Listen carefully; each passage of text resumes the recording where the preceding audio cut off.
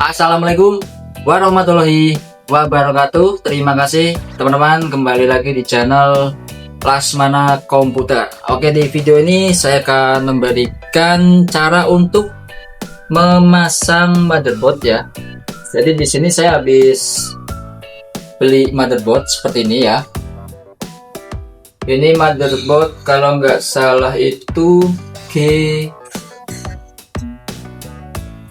H61 dong. Di sini nggak ada keterangan H61 nya sih.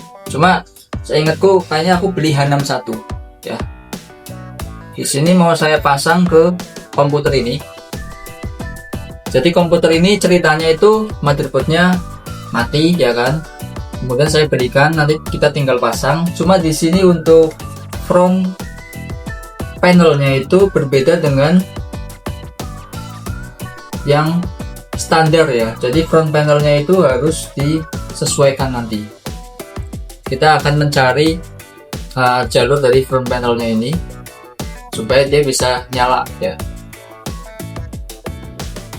Oh, front panelnya ada di sini. Oh, front panelnya ternyata sama teman-teman, bentuknya sama. Dia standar front panelnya. Soalnya ini kan build up.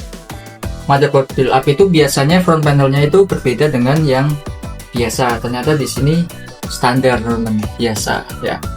Oke, nanti kita langsung pasang aja. Saya dapat motherboardnya juga dengan back panelnya lengkap seperti ini. Oke, bagaimana cara untuk memasangnya? Teman-teman silahkan simak terus videonya.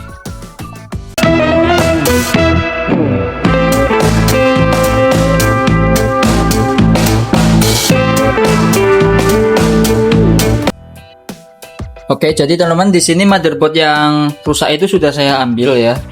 Saya taruh di sini. Nih, saya tumpuk di sini ya. Ini motherboard yang udah rusak, udah pasti rusak. Kita fokus ke pemasangan baru ya.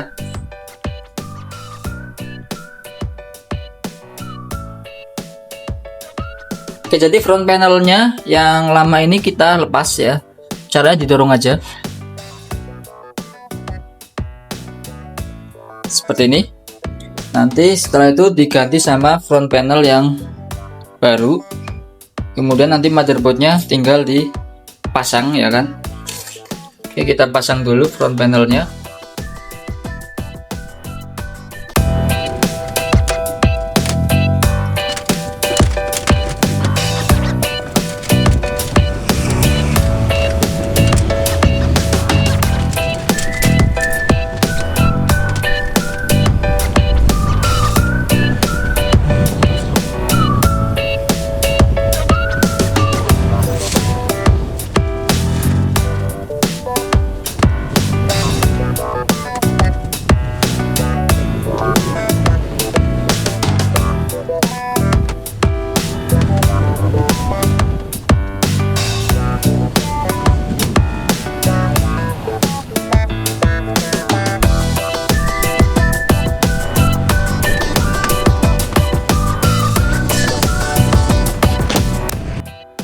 Oke teman-teman, di sini saya akan perlihatkan lebih detail lagi. Jadi motherboardnya setelah dipasang, setelah dikasih baut, ini di sini saya sengaja kasih kertas ya di bawahnya karena takut ada konsleting antara body casing sama motherboardnya ya. Jadi saya kasih ini. Yang pertama kita pasang dulu RAM-nya ya. RAM ini belum ada. Kita ambil dari motherboard yang lama teman-teman.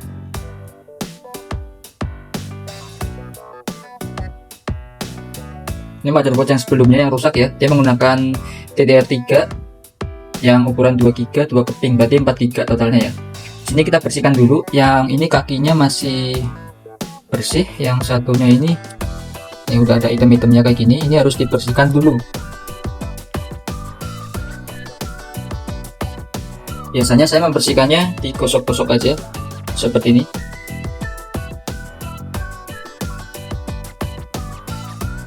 Supaya kotorannya itu hilang.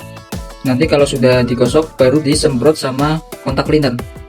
Soalnya kalau digosok aja kotorannya nggak hilang teman-teman.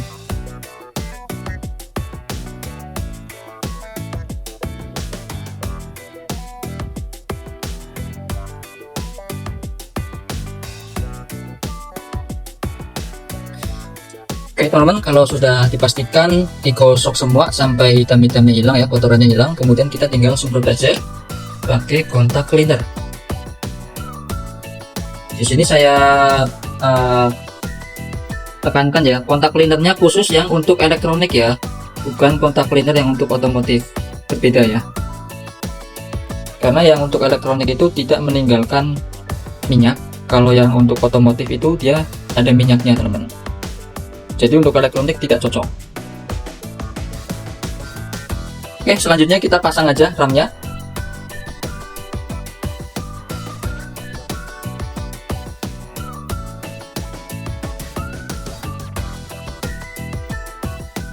Pasang dua-duanya ya.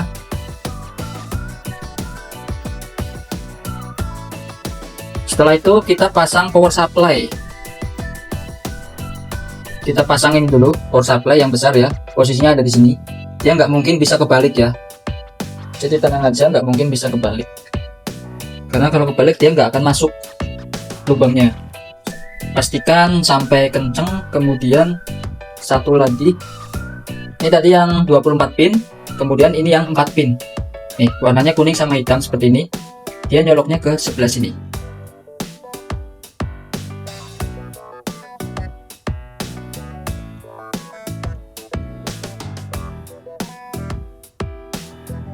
Yang 4 pin sudah dicolokkan. Kemudian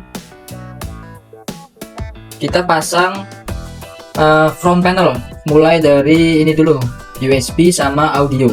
Yang paling mudah itu dulu ya, USB sama audio.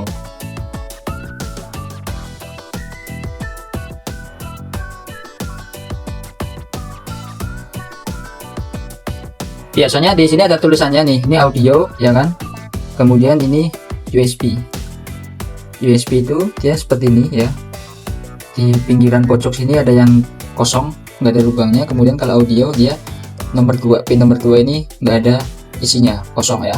Nah, jadi ini juga sama, nggak bisa kebalik teman-teman. Tinggal dicolokkan aja, tinggal dicari yang ukurannya atau bentuknya sama, sesuai dengan soketnya.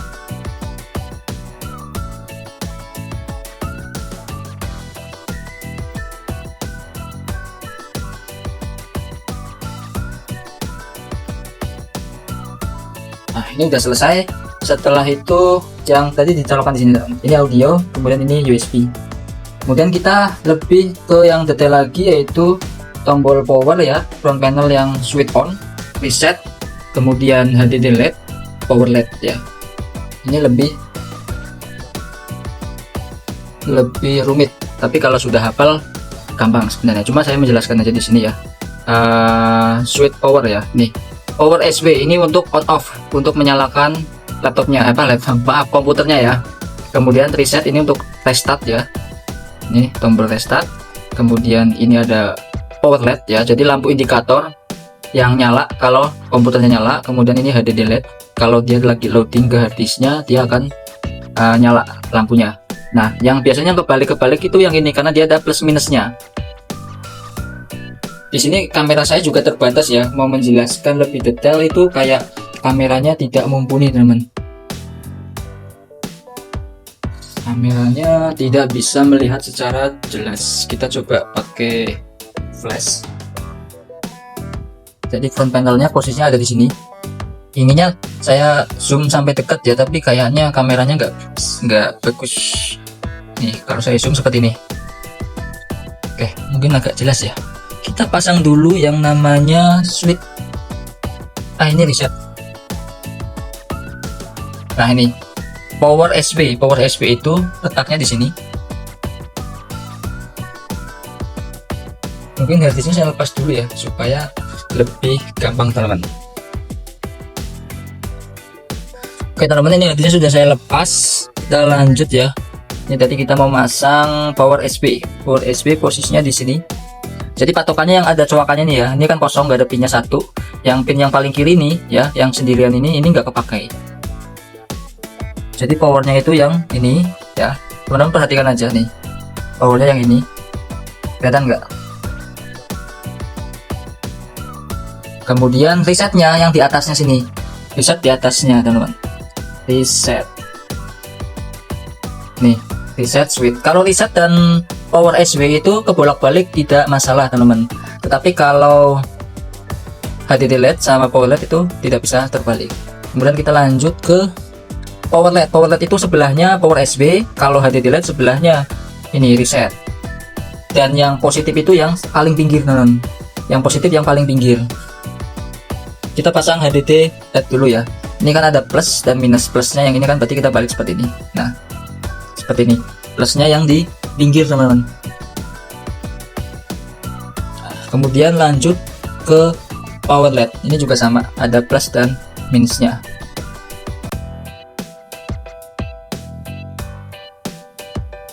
Nah, sampai di sini kita akan uji coba dulu. Jadi belum dikonekkan ke hard disk. Kita akan coba isinya apakah dia nyala atau tidak. Artinya display atau no display ya, atau mungkin motherboardnya yang rusak, karena ini motherboard baru di unboxing, belum sampai di tes teman. Kita akan siapkan dulu monitornya, kita sambungkan ke monitor, baru kita coba tes. Oke teman-teman, di sini monitornya sudah saya sediakan.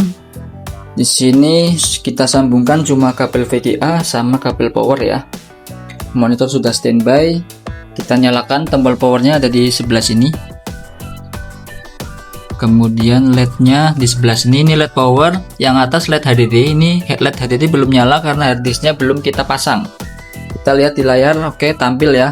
Di sini ada keterangan keyboard error karena memang belum dikasih keyboard ya. Oke, sampai sini berarti motherboardnya bisa display. Sekarang kita lanjut, matikan dulu ya.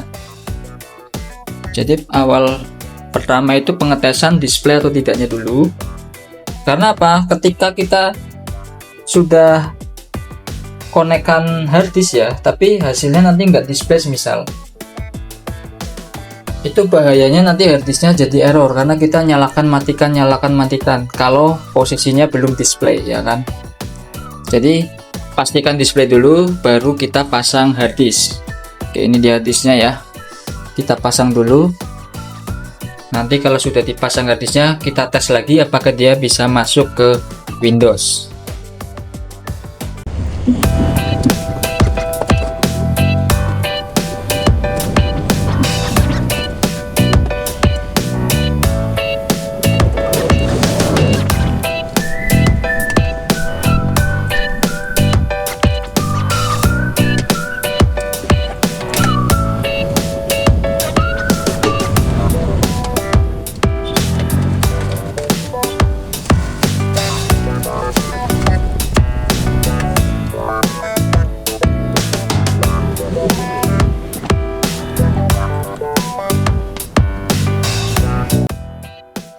Oke teman-teman, ini sudah saya sambungkan ke harddisk dan ketika nyala ada keterangan seperti ini.